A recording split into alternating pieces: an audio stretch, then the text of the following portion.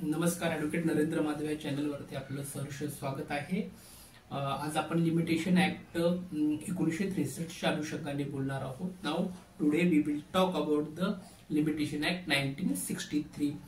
Limitation act का आहे, limitation ऍक्टचं महत्व काय आहे आणि लिमिटेशन ऍक्ट मुळे दाव्यामध्ये किती मुदतीच्या आधी किंवा किती मुदतीच्या नंतर आपल्याला दावा दाखल करता येतो याची माहिती आपण या व्हिडिओच्या माध्यमातून पाहणार आहोत। आपल्याला जर हे चॅनल आवडत असेल नक्की लाईक करा आणि सबस्क्राइब करा।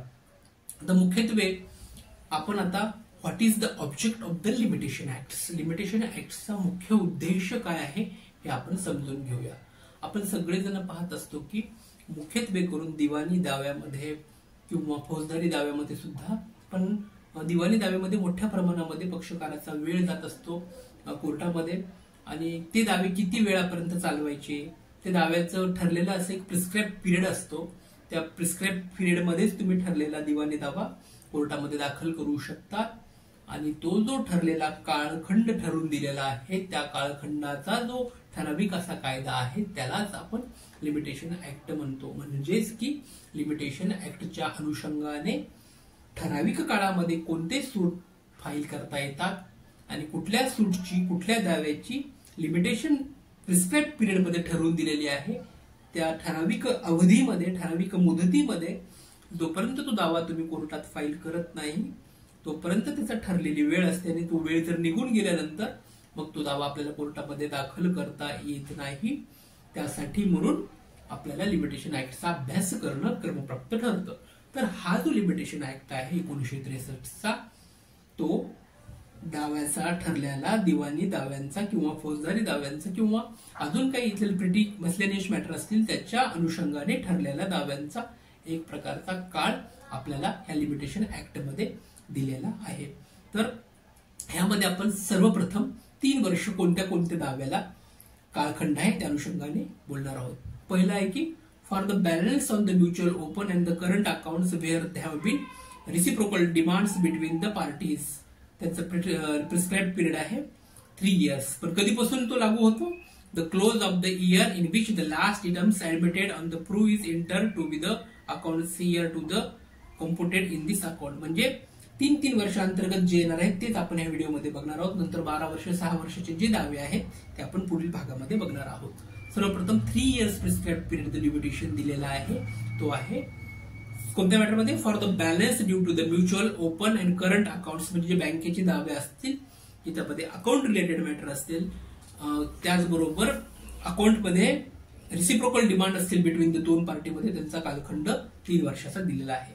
Against the factor for a account, per account किंवा अजून फॅक्टर असेल त्याचा पण कालखंड 3 वर्ष दिलेला आहे। त्याचबरोबर by principal against his agents movable property receive by the latter and not accounted for, म्हणजे ह्याचा पण कालखंड दिलेला आहे की जो प्रिन्सिपल एजंट असतो त्याचा सुद्धा 3 वर्षाचा कालखंड दिला।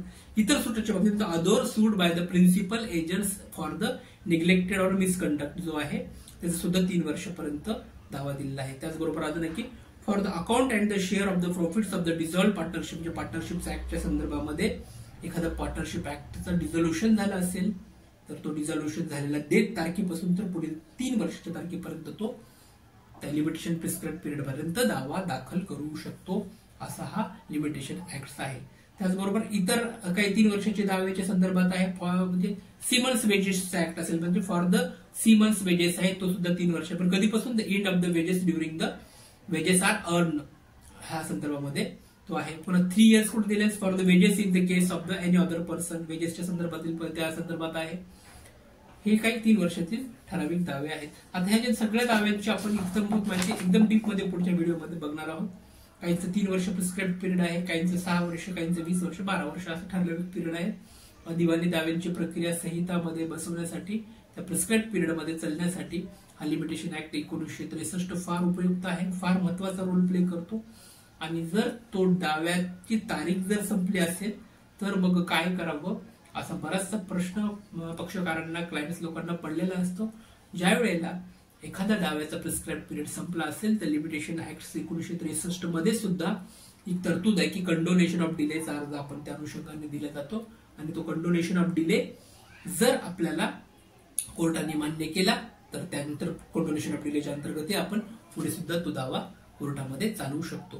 तर असा हा लिमिटेशन ऍक्ट 1963, ज्याची महत्वाची भूमिका ही आहे की जी प्रिस्क्राईब पिरियड मध्ये जे दावे आहेत त्या दाव्याचा कालखंड आखून ठेवणे हा त्यामागचा उद्देश आहे. 3 इयर्सचे खूप काही दावे आहेत. ह्या एका व्हिडिओमध्ये ते 3 इयर्सचे दावे सगळे सांगणं शक्य होणार नाही, नाहीतर हा व्हिडिओ फार लेंदी होईल. म्हणून आपण 3 इयर्सचे दावे किती आहेत, 6 इयर्सचे दावे किती आहेत, 12 इयर्सचे दावे किती आहेत आणि हे सगळे जे दाव्यांचे जे कालखंड ठरवून दिलेला आहे त्याचा आपण डीप मध्ये व्हिडिओ पुढील याच्यामध्ये बघणार आहोत. तुम्हाला जर चॅनल आवडत असेल नक्की लाईक करा, सबस्क्राईब करा, कारण तुमच्या लाईक आणि सबस्क्राईबमुळे आम्ही अजून नवीन व्हिडिओ तुमच्यापर्यंत पोहोचण्यासाठी नक्कीच कर्मभक्त आणि कटिबद्ध असू. धन्यवाद.